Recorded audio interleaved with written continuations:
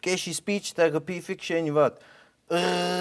Rolio, na, dim di gweithio. Gwil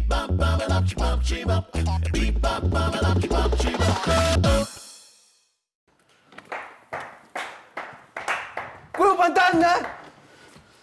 Gwil Bandana! Chdi di gwir? Ie. Profa fo? Can a Heno yn yr Anglesey? Wel, diolch yn rili gweithio yn a cappella, ta. Bandana di favourite band fi. Pryd mae album nesaf chi allan? Wel, fel mae'n digwydd, dwi'n meddwl da ni wedi cytuno ta hwn fydd yr yn ola wan.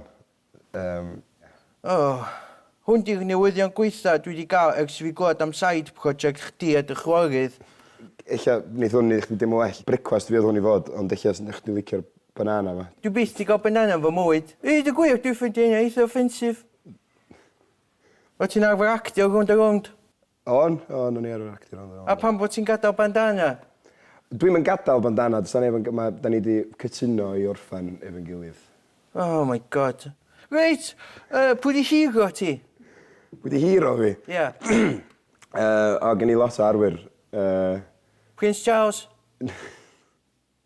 Na, dim Prince Charles, na. Ti daw yn ei sgidia? Dwi'n neud clocsia, ynddo. Be di gor gen ti? Neud sgidia, neu music, ta neud actio? Wel, sa fo rhwng neud y clocsia ar canu, maen nhw'n wahanol iawn. Dwi'n cwyro bod bandana di gwffan. Dwi di sgwyd trwy gyfres i gael chdi ar, a ti'n dropio bombshell fel yna ar fi. Dwi'n ymddeiro.